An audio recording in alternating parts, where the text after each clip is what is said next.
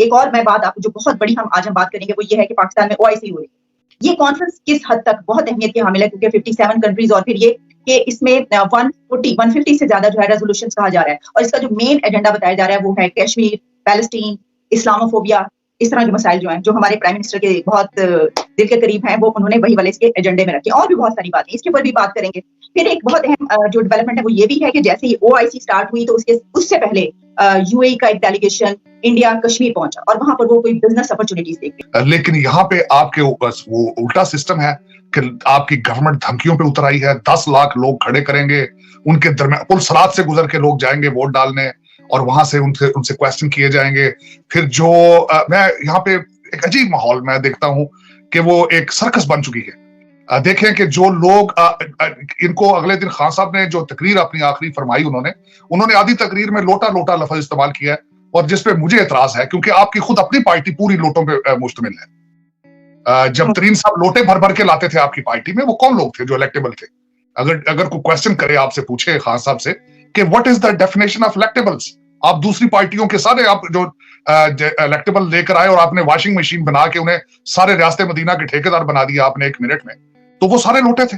और मैं आज हैरान हूं इस बात पे कि मुबशर लुकमान ने अपने एक वीलॉग में खान साहब की जब वो पुरानी वीडियो चलाई जिसमें खुद फरमा रहे थे कि कायदे आजम साहब भी मुस्लिम लीग में आने से पहले कांग्रेस के मेंबर थे, तो पार्टी चेंज करना तो गुनाह ही नहीं है।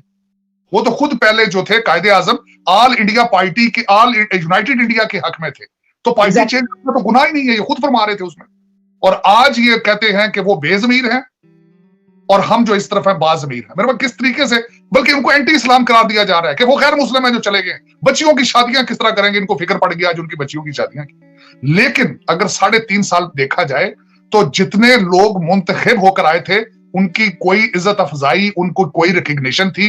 चंद अमीर लोगों के, करप्ट अमीर लोगों के बच्चों को इंपोर्ट किया गया बरतानिया से और अमेरिका से, और पूरी गवर्नमेंट वो चलाते रहे। तो उसका रिजल्ट क्या निकलना था? वो ये रिजल्ट निकलना था जो आज निकल रहा है। खान साहब बाहर पिक्चर ड्रा कर रहे हैं, अमेरिका उनके खिलाफ है। अमेरिका आपके खिलाफ क्यों होगा?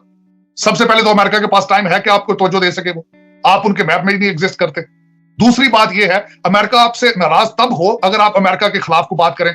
आपकी स्पेस वो यूज करते हैं, स्पेस। आपने सीपैक को रोक दिया पिछले 4 सालों में, 3.5 सालों में, वो 2% पे आ गए, 4% अपनी कंप्लीशन पे। आप हर वो काम करते हैं जो अमेरिका चाहता है, और आपको क्यों निकालेगा वो? ये बिल्कुल ये जरूरी है, यहाँ पे ये मेंशन करना चाहूंगा, ये बिल्कुल मैं मानता हूं कि लोएस्ट पॉसिबल रिलेशनशिप है आपके अमेरिका के साथ, लेकिन आपने अभी तक अमेरिका की मर्जी के खिलाफ कुछ भी नहीं किया। तो आप अमेरिका क्यों निकालेगा आपको? बिल्कुल गलत लोग, आप गलत इंप्रेशन दे रहे हैं। आप इतने खान साहब कह रहे थे कि मैं इंडिया की तरह एक न्यूट्रल पॉलिसी जो है वो बना रहा हूं, तो सब मेरे खिलाफ हो गए। उसके खिलाफ मैं ये कहूंगा, उसमें आलिया, इनके अपने एक एडवाइजर साहब ने, मोहित यूसुफ साहब ने फरमाया था कि इंडिपेंडेंट पॉलिसियां बनती हैं जब आपकी मुआशी तौर पर आप स्ट्रांग हो। अगर आपकी इंडिपेंडेंट मुआशी पॉलिसी होगी तो तब आपकी फॉरेन पॉलिसी जो है इंडिपेंडेंट होगी। अगर आपकी फॉरेन पॉलिसी डॉलर बेस होगी तो आप कभी भी आपकी फॉरेन पॉलिसी जो इंडिपेंडेंट नहीं हो सकती। आपको जहां से डॉलर आएंगे आपको उनकी बातें माननी पड़ेंगी, उनका इन्फ्लुएंस और कंडीशन साथ आएंगी पैसों की। और अभी तक आप जहां भी जाते हैं पैसे मांगते फिर रहे हैं। तज्जिया यहां तक हो रहा है आलिया कि पिछले 1 साल में देखें पाकिस्तान ने वर्ल्ड बैंक और आईएमएफ को खुश करने के लिए क्या नहीं किया। मैं तो खैर शुरू से ये कहता हूं कि आपका इंडिया के साथ किसी किस्म का कोई कंपैरिजन नहीं है, बल्कि आपके हालात बेहतर हो जाएंगे अगर आप इंडिया से अपना कंपैरिजन करना छोड़ दें। उसकी वजह यह है कि आप तो बांग्लादेश के साथ भी कंपेयर नहीं हो सकते जो 1973 में आजाद हुए।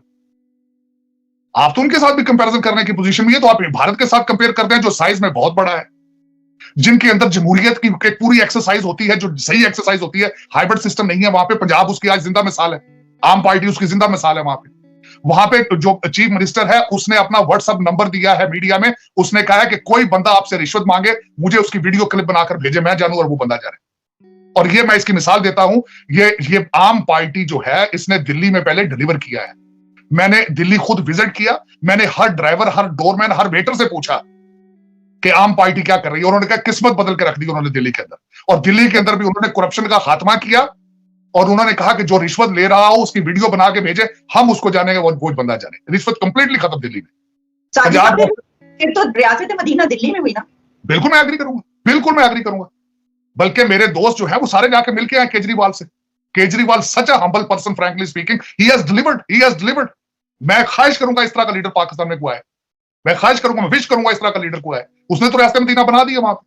आज वो जो मान साहब है, जो उनके नए चीफ मिनिस्टर साहब बने, उन्होंने वहां पे अनाउंस किया, अगर ये नंबर है, इस नंबर पे वीडियो बना के भेजो जो अफसर आपसे रिश्वत मांग रहा है, रिश्वत दो उसको और वीडियो बनाओ उसकी। हमारे खान साहब मुझे ये बताएं, इन्होंने हर चीज बना दी है सिवाय करप्शन के। हर आर्डिनेंस इन्होंने अपनी जेब में स्टैंप रखी हुई है, उस स्टैंप लगा के आर्डिनेंस निकाल लेते हैं, लेकिन करप्शन नहीं रोक सके, जो मैंडेट का हिस्सा था। अब तो खान साहब भी तारीफ करने पे आ गए, अब तो वो भी जाते जाते वो भी लेकिन टू लेट। देखिए उनका नंबर 85 है करप्शन में, आपका 140 है, उनका डॉलर 70 पे है, आपका 200 से ऊपर जाने वाला है। तो अब हर किस चीज का comparison? Doctor Jaishankar is a professional, is a statesman, is a professional diplomat. हमारे जो मौसूफ हैं वो मुल्तान की, वो जिले की सियासत चाहते हैं, उनके टेबल के ऊपर फॉरेन पॉलिसी नहीं है। और सबसे बड़ी मिसाल आपने ओपनिंग स्टेटमेंट में दे दी कि देखें ओआईसी का इजलास हो रहा है और उसका एक की प्लेयर जो है यूएई, वो कश्मीर बैठा है, क्योंकि इन्होंने कश्मीर पे बात करनी होगी, वो वहां पे अपॉर्चुनिटीज, वो कश्मीर का अजीब सी बात है, वो कश्मीर का इंफ्रास्ट्रक्चर बिल्ड करने के लिए तैयारियां, वो बहुत बड़े बड़े प्रोजेक्ट वहां पे कर रहे हैं। ओआईसी, सबसे पहले मैं उस पर बात क्या करूं मैं आलिया, जो मेरी ऑब्जर्वेशन ओआईसी का क्या है, एक मुसलमानों के लिए प्लेटफॉर्म बनाने की कोशिश की गई थी पैरेलल टू यूनाइटेड नेशंस, जो कि कोशिश नाकाम है। वो एक सऊदी टूल बन चुका है, इससे अलावा कुछ भी नहीं है, Saudi propaganda tool, that's what it is. उसको टर्की के साथ भी इश्यूज हैं, उनको इंडोनेशिया के साथ भी इश्यूज हैं, मलेशिया के साथ भी उनको इश्यूज हैं, और वो अगर सऊदी विल के बगैर आप कोई भी बात करें तो ओआईसी आपको वहां से बाहर निकाल देती है। और एक ओआईसी आपको ना फलस्तीन पे डिलीवर कर सकी कुछ ना कुछ भी, वो ना बर्मा में कुछ डिलीवर कर पाई, ना वो सीरिया के मुसलमानों के लिए कुछ कर पाई, ना वो कश्मीर के बारे में कुछ कर पाई। तो उसको बुला के एक ऐसा मुल्क उसको बुला के इजलास कर रहा है जहां के लोग गुर्बत में पिस रहे हैं, जो 2 वक्त का खाना नहीं खा रहे। आप उन टैक्स पेयर का पैसा जो है इतने लोगों को बुलाएंगे, और आपने आज से महीना पहले 2 महीने पहले बुलाया था, $1 भी आपको देकर नहीं गए। तो उनको बुला के इतना जबरदस्त, स्वाय इस वक्त ओआईसी को अपनी गवर्नमेंट बचाने के लिए इस्तेमाल किया जा रहा है, इसके अलावा उसका कोई फायदा नहीं पाकिस्तान का। इस मैनिपुलेशन।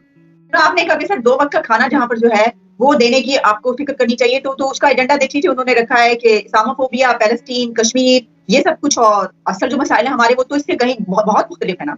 देखें, यहाँ वाशिंगटन डीसी तक चीखें गरीब पाकिस्तानियों की सुनी जा सकती हैं, लेकिन इस्लामाबाद वाले उनके कानों में सीसा जा चुका है। यही एक सबसे बड़ा अलमिया है, यही सबसे बड़ा अलमिया है कि डॉलर 200 तक जाने वाला है, और इनको जिनकी आमदनी डॉलरों में पाउंडों में है, उनके वो आंखों से अंधे और कानों से बहरे हो चुके हैं।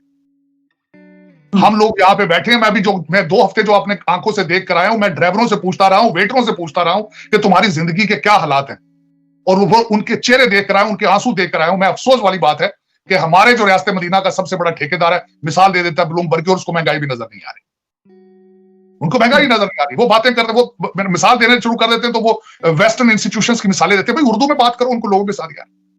अब देखें किस तरीके से यू टर्न मार के, अब इस्लाम सिर्फ इस्लामोफोबिया है, और यार खाने को कुछ मुंह में पेट में होगा तो इस्लामोफोबिया की बात होगी। एक भूखे बंदे को ये जो आप बता, और मैं एक और मिसाल से पूछता हूँ, वो हजरत उमर रजी अल्लाह, उनके दौर में वो एक कुत्ता भूखा सोता था, उसका भी जवाब देते। और दूसरा, उनके दौर में कैद पड़ा था तो उन्होंने चोरी की सजा मुअत्तल कर दी थी। इस वक्त तो पाकिस्तान में बिल्कुल वो टाइम आ चुका है, चोरियों की अदालतें तो पहले कुछ भी डिलीवर नहीं कर पा रही, लेकिन फिर भी अगर कर भी रही हैं तो चोरों की, अब डाकुओं की सजाएं मुअत्तल करें, क्योंकि वो टाइम आ चुका है अब इस मुआशरे के ऊपर। और खान साहब ने बड़ी चुपके से कह दिया, मैं तब्दीली देना चाहता था, पाकिस्तान अभी तैयार ही नहीं तब्दीली के लिए। सर अभी इतनी उनकी सपोर्ट की, ना सिर्फ ये कि अवाम ने भी, उन्होंने वोट भी लिया, और हर तरह से आपको पता है कहां से उनको सपोर्ट मिली। अगर अभी भी तैयार नहीं थे तो फिर पता नहीं कैसे इनके लिए तैयारी होगी।